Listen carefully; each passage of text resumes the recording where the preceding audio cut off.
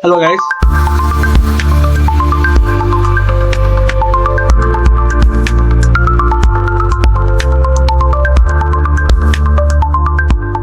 Hello guys.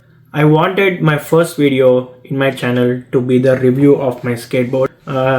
This one I've been using this for the past 2 years, I guess, almost 2 years, and this skateboard has enabled me to travel short distances from my house to the university, to attend classes, switching from buildings and etc. The batteries are in this case, and you can switch on the battery by long pressing the button, and there are 4 indicators here which indicates the battery level, and you can control this whole electronic stuff with the remote. Let's talk about the specs of the skateboard. The motor of the skateboard is 350 watts and it's very strong. I sometimes weigh from 75 to 85. Even in that 10 kgs of range, 75 to 85, it can still pull me. I even sometimes weighed 85 kgs and it still pulled me, so it can still work. Sometimes I have a backpack, I have a jacket, and there's a lot of stuff, the water bottle, laptop, etc. You can see it exceeds more than 88, 89, maybe 90, but still it works. But I won't recommend you guys exceeding the weight limit, because for optimal performance it is recommended not to go beyond the weight limit. The maximum speed of the skateboard is 20 kilometers per hour. The battery has very good features. It has short circuit protection, over current protection, temperature abnormal protection, over charge protection, over discharge protection.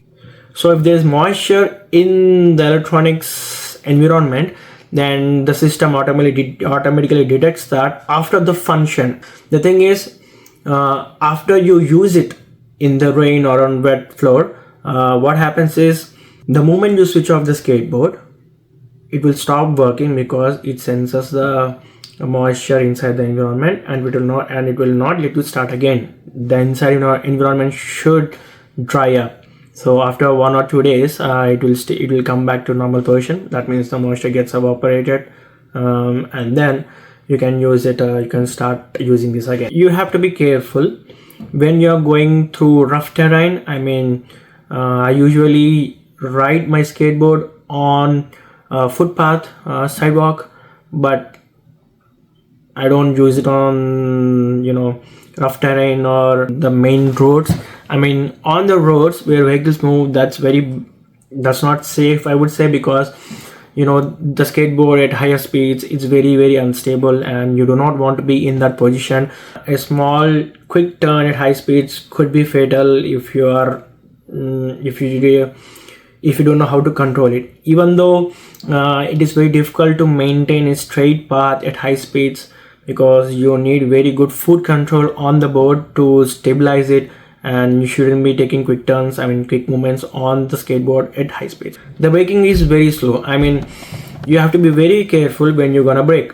So you have to keep in mind that you have to apply brakes very early in order to stop very early. So that is the important thing that you need to keep in mind. The rubber on the wheels got worn out, so that is how intensively I have used this skateboard. Based on this, there are 3 different speed modes, and you can brake the skateboard by dialing it towards the down. So that's how you can brake.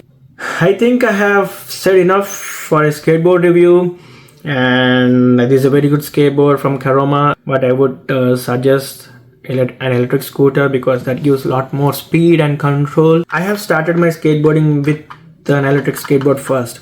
I have tried non-electric versions, and they require a lot more skill, and for this you don't need much skill, because you have the acceleration in your hand and the braking in your hands. You just have your only task is to balance and try to guess a good amount of distance for taking a turn, or for applying the brakes. That is very important while you are skateboarding. As I said, your only task is to maintain proper balance, and you have to know when to apply brakes and when to take turns. I can still use it if I change the motor, but I don't want to use this anymore, because I'm trying to use some electric scooters or something. You know, the fun I had with the skateboard is done. The urge is, you know, I'm satisfied, so I don't want to use this anymore. But this is very nice skateboard to ride. This is a very good one to begin with, but not the ultimate vehicle for your short distance travels. For the next video, we'll be focusing on Zapata's Flyboard Air, and that is one of the very successful hoverboard. Thank you guys for watching the video, and in the further videos we'll see more about flying skateboards. And for now, signing off, see ya.